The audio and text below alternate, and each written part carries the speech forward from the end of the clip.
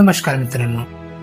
Doctor Babasaheb Ambedkar यांची अस्पृश्यता निर्मूलन आणि सामाजिक समतेचे आंदोलन हे केवळ एका विशिष्ट जातीपुरते मर्यादित नव्हते, तर ते संपूर्ण शोषित, वंचित आणि दलितांच्या मुक्तीचे आंदोलन होते. बाबासाहेबांनी आपल्या चळवळीत मातंग आणि चांभार समाजाला सोबत घेऊन अमानुष जाती व्यवस्थेविरुद्ध लढा उभारला. बाबासाहेबांच्या नेतृत्वाखाली विविध कालखंडात अनेक मातंग आणि चर्मकार परिषदा पार पडल्या. प्रामुख्याने 1930 ते 1940च्या दशकात बाबासाहेबांनी मातंग समाजाला संघटित करण्यासाठी महत्वपूर्ण परिषदा घेतल्या. त्यात प्रामुख्याने मुंबई, पुणे, नागपूर आणि सोलापूर येथील मातंग परिषदांचा समावेश होतो.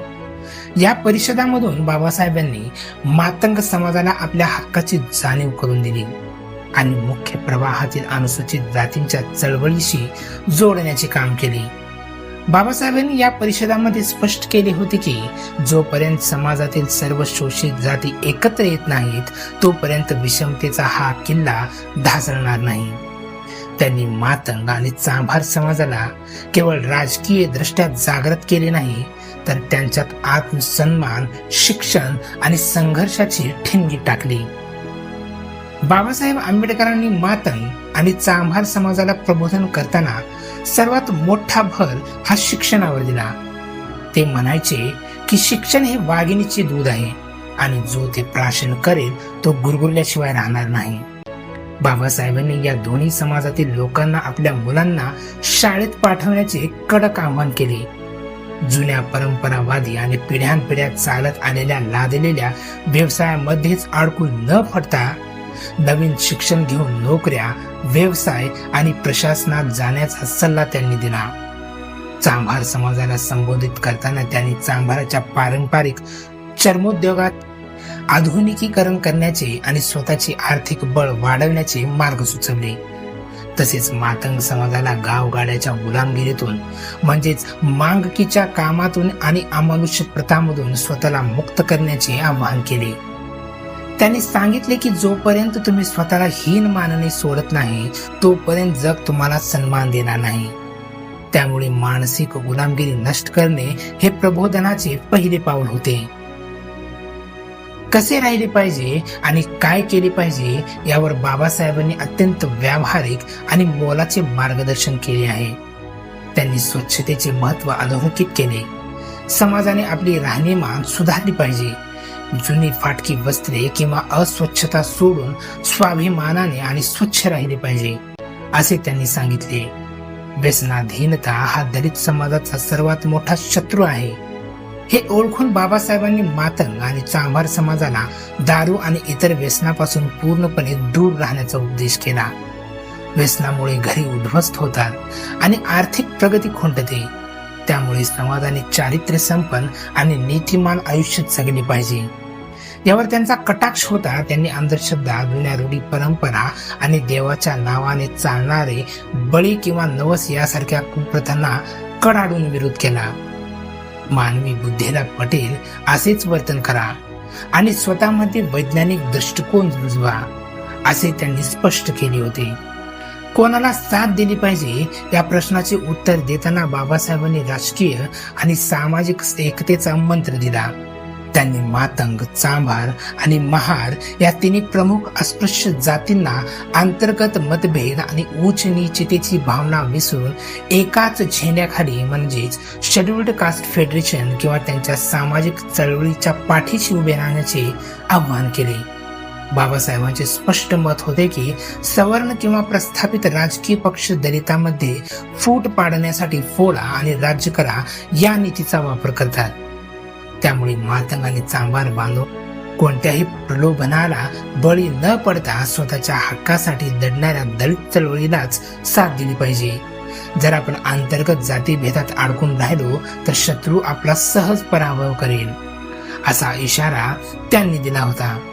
म्हणूनच बाबासाहेबांनी संपूर्ण दलित बहुजन समाजाला एकत्र येऊन संघटित शक्ती निर्माण करण्याचे आवाहन केले. बंड कोणाच्या विरोधात पुकारले पाहिजे याबाबत बाबासाहेबांची भूमिका अत्यंत आक्रमक आणि स्पष्ट होती. त्यांनी सांगितले की आपले खरे युद्ध हे कोणत्याही व्यक्तीविरुद्ध नसून माणसाला माणसासारखे न वागवणाऱ्या ब्राह्मण्यशाही हिंदू धर्म व्यवस्थेतील विषमतावादी विचार आणि भांडवलशाही यांच्या विरोधात आहे. ज्या व्यवस्थेने मातंग आणि चांभार समाजाला शिक्षणापासून वंचित ठेवले, गावाबाहेर राहण्यास भाग पाडले आणि केवळ घाणेरडी कामे करायला लावली, त्या अन्यायकारक चातुर्वर्ण्य व्यवस्था आणि मनवादी विचारसरणीच्या विरोधात बंड पुकारले पाहिजे. त्यांनी कर्मकांडांना आणि शोषक पुरोहितशाहीला नाकारण्याचे धाडस समाजात निर्माण केले. बाबासाहेबांनी अन्याय सहन करणाऱ्या मानसिकतेवर प्रहार करत म्हणले की अन्याय करणाऱ्यापेक्षा अन्याय सहन करणारा अधिक गुन्हेगार असतो. त्यामुळे अन्याय करणाऱ्या प्रवृत्ती विरुद्ध आणि सामाजिक विषमतेविरुद्ध कायदेशीर व सनदशीर मार्गाने तीव्र बंड पुकारले पाहिजे. हाच बाबासाहेबांचा मातंग व चांभार समाजाला खरा संदेश आहे. डॉक्टर बाबासाहेब आंबेडकर यांनी 14 ऑक्टोबर 1956 रोजी नागपूर येथे ऐतिहासिक धम्मदीक्षा घेतली आणि लाखो अनुयायासह बौद्ध धम्माचा स्वीकार केला. त्यानंतरच्या काळात आणि विशेषतः धम्मदीक्षेच्या भाषणामध्ये त्यांनी नवबौद्धांना म्हणजेच बौद्धांना, ज्याने प्रामुख्याने महार जातीतून बौद्ध धर्मात प्रवेश केला होता, मातंग, चांभार आणि इतर अस्पृश्य समाजाशी कसा व्यवहार करावा याविषयी अत्यंत महत्वाचा आणि मार्गदर्शक सल्ला दिला. धम्मदीक्षेनंतर बौद्धांनी मातंग आणि चांभार समाजाशी कसा व्यवहार करावा याबद्दल बाबासाहेबांचे विचार आणि सल्ला मी या व्हिडिओमध्ये तुम्हाला सांगणार आहे. जातीय श्रेष्ठत्वाची भावना पूर्णपणे नाकारणे. बाबासाहेबांनी बौद्धांना स्पष्ट बजावले होते की आपण हिंदू धर्मातील जाती व्यवस्था आणि त्यातील उच्च नीचता नाकारून बुद्धाच्या समतावादी धम्मात आलो आहोत.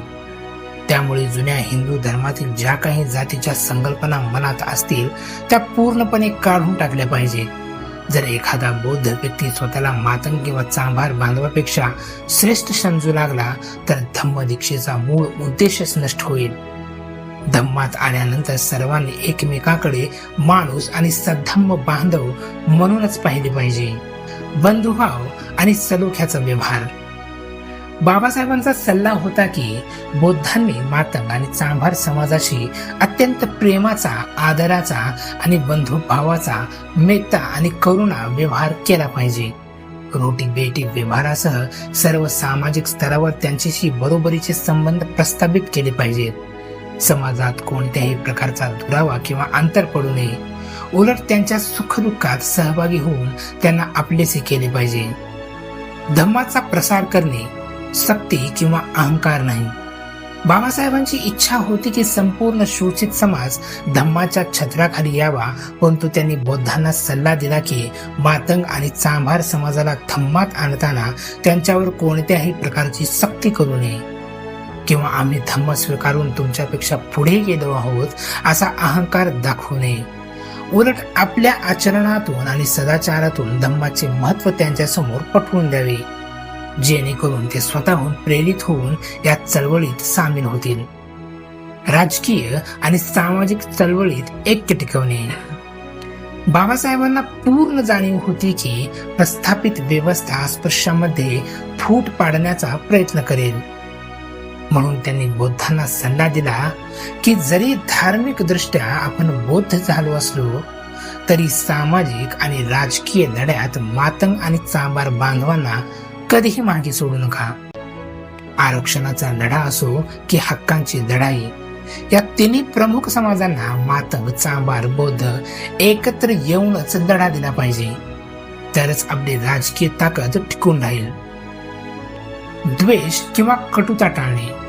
अनेक स्थानिक पातळीवर विविध कारणामुळे जातीमध्ये अंतर्गत मतभेद किंवा वाद होत असत. अशा वेळी बाबासाहेबांचा सल्ला होता की बौद्धांनी शांतता आणि समजूतदारपणाची भूमिका घ्यावी. मातंग आणि चांभार समाजाविषयी मनात कोणतीही कटुता न ठेवता संवाद साधून वाद मिटवावेत. शत्रू आपल्यातील अंतर्गत वादाचा फायदा उठवणार नाही याची काळजी बौद्धांनी घेतली पाहिजे. थोडक्यात सांगायचे तर बाबासाहेब आंबेडकरांचा बौद्धांना हाच सल्ला होता की धम्म स्वीकारल्यामुळे तुमच्या खांद्यावर मोठी जबाबदारी आली आहे. तुम्ही अधिक शहाणे, प्रगल्भ आणि संवेदनशील बनले पाहिजे. मातंग आणि चांभार समाजाला आपल्यापासून दूर लोटण्याऐवजी त्यांना अधिक जवळ करून त्यांना सोबत घेऊन सामाजिक समतेचा आणि मुक्तीचा हा लढा पुढे चालवला पाहिजे.